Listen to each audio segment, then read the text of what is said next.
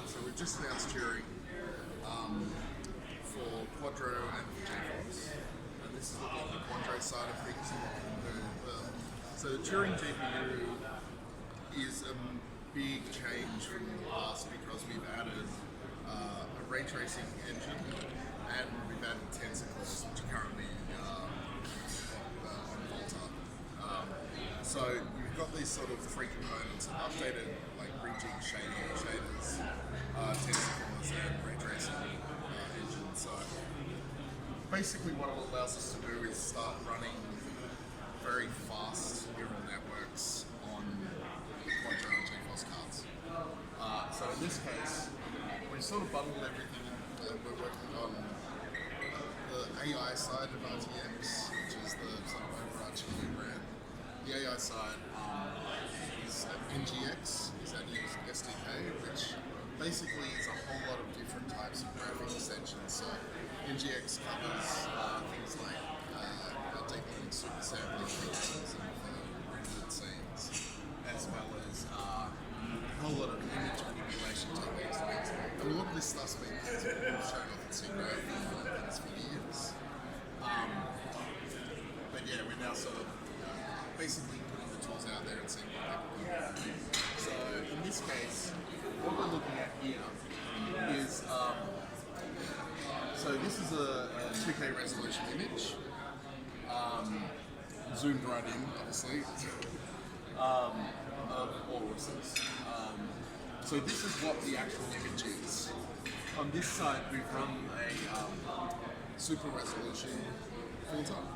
It's actually gone through and, based on a neural network that's been trained on photographs, there's actually this increased detail created by the neural network. So all the actual image information is that, but after running the filter, it's able to interpolate and make it a higher resolution, crisper image.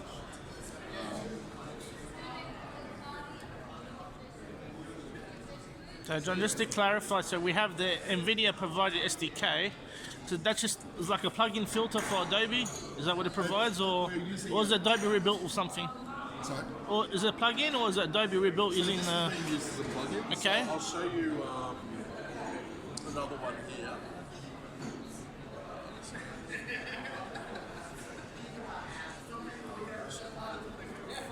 So this picture, so we're just, like, this is all really new. This was Okay. sort of the tip Yep. of the SIGGRAPH. So we used to have a different demo for this, this is my favorite, probably my favorite demo at the moment, in painting. So, Well, this is real time, so I think that's what we want to see, so... yeah. So the other one like takes 50 seconds to do the upgrade. Like, it's just a bit clunky. This sort of just to do a demo. So what in painting is, we're using our model that we're using is trained on a whole lot of photographs of places, and so this isn't a blur filter or a like replacement filter or anything.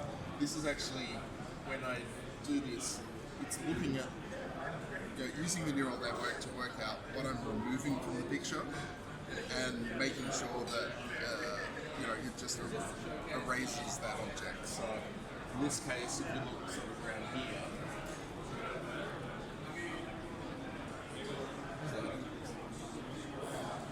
so yeah, so you can just erase features from the picture. NGX, I'll take you over now and show you RT. No. Check it out. This is the, Mark showed the video in the keynote, so this is kind of proof that it is actually running. So, sorry, John, so I had to ask this, but how come we didn't have... You're rendering it here, but how come we didn't render it in the keynote? Because the logistics and expense of running live demos is actually quite significant. And we figured it was better to actually have it out here where people can get their hands on it. Fair enough. Than running it there. And also, you're some of the first people involved to actually see this running properly, because these cards are really hard to get. They're not actually shipping for a few months, the Quadros. Yeah. Okay. we managed. These have come straight from SIGGRAPH. I think Melody brought them from SIGGRAPh, and now tonight they're going to Japan for GTC. In the secret briefcase. Yeah. So what you can do here is rotate. Now, how familiar are you guys with what ray tracing is? Oh yeah. I think we're familiar with what, just in general, ray tracing does that and that, but maybe NVIDIA does it in a different way, and that's what the difference is. So many years. That's the thing. There are two kinds of people in this world: the people that understand like the ray tracing is this thing that everyone's been striving for, and others are like. So I used to sit there. I'd sit there waiting for 2-3 days or something like that. Yeah. To render. Yeah. And so you'll notice when I move it, there's like a millisecond of snap in, whereas And so just so my viewers watching this, that this is ray trace. It's not a rasterizer 20 times AI. this is using our RT cores, using our tensor cores to run a thing called a denoiser. So you mentioned the tensor core and the denoiser. That brings me to, can we say in a nutshell how NVIDIA does ray tracing compared to traditionally? Because traditionally we run a ray trace on a CPU. The CPU goes through its passes, it does what it needs to do, it does the ray tracing. So how does NVIDIA do it? I mean, obviously it's not doing the full thing. You have very smart, as you said, you're running different algorithms on the new cores and so on. What we're doing is It's all real. Yeah. So what it's our not RT like- cores do is a thing called bounding volume hierarchy. Yeah. So basically, when you're ray tracing, you're the camera. firing a line from your eye and working out what triangle on the model it's hitting. The problem is, Sorry. the problem is that there are so many triangles there, and triangles are literally just a big sheet of data. So if you're trying, why it's so compute intensive is you have to identify for every pixel, basically, for every light source, what triangles it's bouncing off and everything else. So by doing BVH, you actually break the image up into cubes. And so what the RT core does is you fire the ray, it works out what little cube the triangle's in, which means you've got to search through a much smaller subset of data to get the right triangle. What we then do is use the AI, the tensor cores to do an AI denoiser, which means you don't need as much ray tracing. Noise has always been a problem, and it's something that it's something Pixar uses. Pixar started using it. Finding Dory was the first one they started using AI denoising, but that just makes it a lot quicker to do the ray tracing. So doing the real-time ray tracing is kind of a combination of these couple of bits of hardware, the neural network, and the software, like the RTX software side, which plugs into Microsoft's DXR, their DirectX ray tracing that they announced earlier this year. It will be coming to Vulkan. It works with optics. So there's a whole lot. This demo itself is we developed with Epic, so this is actually running in Unreal Engine. Okay, right. So it's really been seen as kind of the holy grail of rendering forever. Since 1979 or whatever, when the first kind of ray tracing papers came out. And so it's sort of, for us and our engineers, everyone's really like, we've done it. And it's the beginning of something new too, in terms of, we're only starting to get silicon back not too long ago. And we've already got, especially the game devs and the professional rendering guys, are jumping on it. Like, you have content, people are actually doing stuff. It's not just one day we're going to use it. Actually, if you're someone who's a real-time graphics nerd, you've been spending your entire career working out ways of faking lighting, and now it's like, oh, what, I can do this. So interestingly, over time, it actually makes development less tricky. So what can we do in this demo?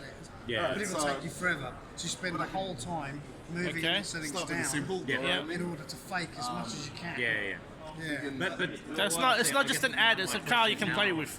Yeah. I'm curious to know how This much is quite cool because this is this actually tech putting in will the be real-time used to dynamic accelerate lighting and it's development calculating all versus this to on the make fly. make it better. It'll Do be you know what used I mean? to make it better, won't it? I mean, that's Yeah. usually But the what we way. can That's also the do, way if I it'll go be. back to something a little less Able to make. complex, we can actually start Oh, okay. moving the lighting position Yeah. around. Yeah, I was hoping you'd do that. That's what I want to see. To be fortunate, very few people have seen this in person. Yeah, we can play with the light intensity, color temperature. Okay. It's funny this is a Porsche because I clearly recall one of the first ray tracing apps I ever run was the Porsche 911, and that was a rainbow-colored car. So whoever did that sample, this was this was on a Pentium, no GPU. Yeah. Whoever did that car deliberately painted a rainbow, so when it renders, you can see how the light comes out. But nothing like this, no reflection. That was just rainbow-colored gradient. So yeah, Oh so, god! this is like Even the lamp is ray traced. Yeah, that's right. So you can see all the reflections in the back. And the other cool thing is that what you couldn't do with a traditional engine is if I do that and the light source is off screen, you know, you're not going to get a reflection of anything. You're not, you know, you can approximate that there's a light somewhere here, but because that like information isn't in the 3D scene, you can't get accurate representation. And this is what you see with the games, especially, is that you know you're seeing reflections of things that are over there. You know, you'd see a window, what's around the corner. You know, there's a whole lot of really cool stuff that comes out on that side. It says here dual cards. The demos that you Okay, publicly showed that were on the. So this is running with dual cards largely because of memory. Okay. So the That's good because thing they're NVLink together. Yeah, so with NVLINK you get really fast memory speeds between GPUs. So yeah, it's not so much about like needing two GPUs. No, I was more asking like this is the standard demo. Every time we've seen this so far has always been like the two Quadro or. As far as I'm aware, this demo is always some of the other demos. Because before you said the Stormtroopers, they changed it. So Stormtroopers were running on one of those DGX stations. Shown it running on the Quadro 6000. We've shown it running on the GeForce 2080 Ti. But this has not been shown in GeForce. It's always been Quadro. No, this is definitely a Quadro thing. Like it's, you know, this is about showing the Sure. because for the prototyping side and everything else, Software and everything. Yeah, fair enough. Yep. we're showing here DGX Station, which is our 3,000 payments of 1995.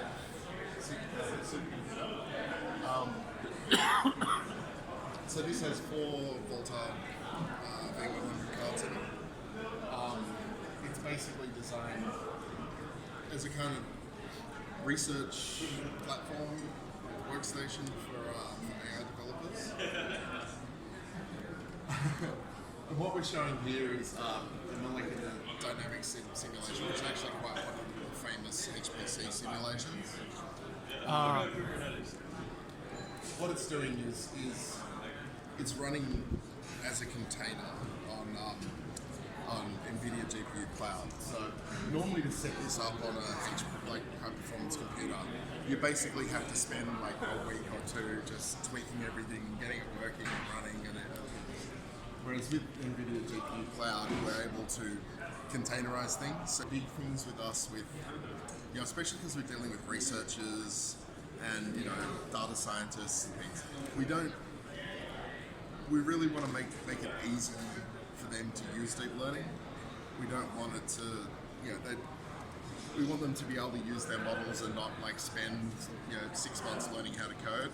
So you need a bit of Python and some basic coding stuff, but all of our middleware is really designed around, okay, plug it in and you can chuck your network on and start working with it. So that's really important to us. And I think as you see with NGX and what we do, even with GeForce Experience, a lot of what we do is software, and a lot of what we do is about making it easy for the people buying the hardware to get the most out of it. Affectionately known as our Flowers demo. What we're showing here as a demo, this is running inferencing on a CPU. So basically, this is, think of it as doing an image search. It's going through, it's classifying each of these working out what type of flower it is, and so you can then run a search through it. Where this white bit's highlighting, that's the speed at which it's identifying the images. So on the top, this is running on a Skylake CPU. So this is showing the speed of running it on a CPU. And down here, it's running on GPU. So they're both running version 152, but this is obviously orders of magnitude faster. What Kubernetes does is allows us to easily load balance and add more resources when we need it. So if you look here,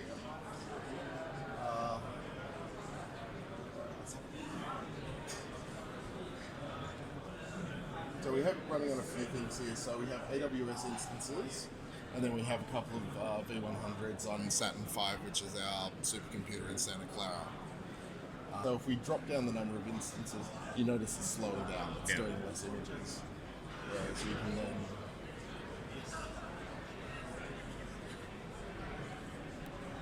so you're getting another 1,000 images a second by adding another GPU. Really, it allows you to scale up and down without having to deploy and everything else. You can literally, I've got an extra demand. I can easily flick over and get more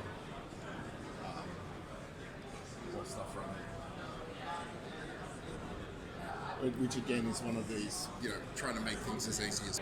Is this available at the moment for GPU cloud users, or is it coming soon? Basically, Kubernetes involves, it's free software you get from NVIDIA. It's not part of NGC. You need to install it on your instances, and they report into a master server, which this then hooks in to control it. So it has built-in failover. You can set it to auto, so if for some reason... There's optional people on it that can use Kubernetes. Already. But for those that need to jump between lots of GPUs, it's really quite powerful. CLARA, it's This was in the SIGGRAPH, or was it the one before it? GTC. So you guys got so many things on this here. So what this is doing, it's taking medical data.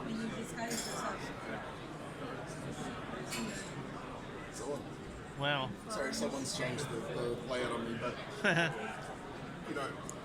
by using neural networks and running it in the cloud on the supercomputer, you can basically use medical data to add information. So you're never talking about a pure binary diagnostic tool. It's about being able to enhance the medical data and to derive information from it to assist in diagnosis. It's doing. Okay, this is so what stats from the model, is it? So this is showing a ventricle of a heart. Okay. This is using based off 2D. I think it's an ultrasound. Yeah. And so this is the 3D version.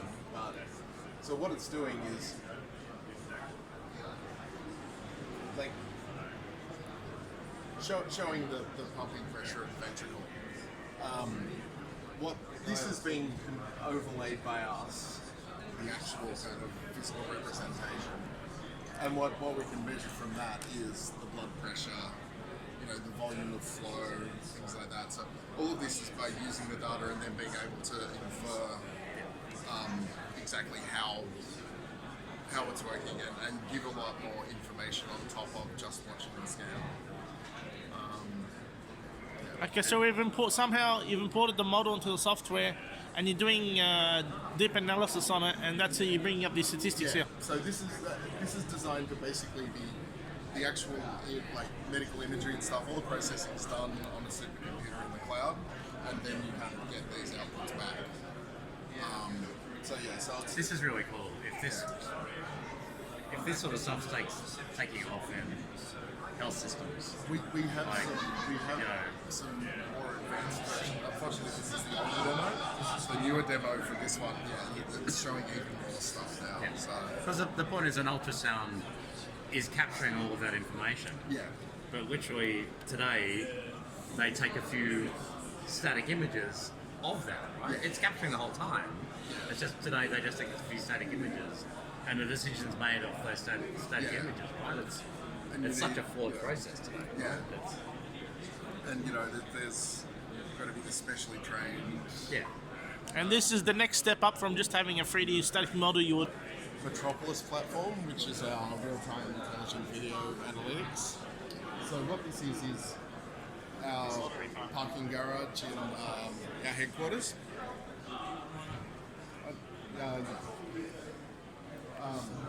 So this is the garage in Endeavour, our new headquarters building. So there's 150 cameras. And so what we can do by using, so the thing's covered in camera Wow. footage. This is just a random. It's actually a garage for Porsches at NVIDIA, isn't it?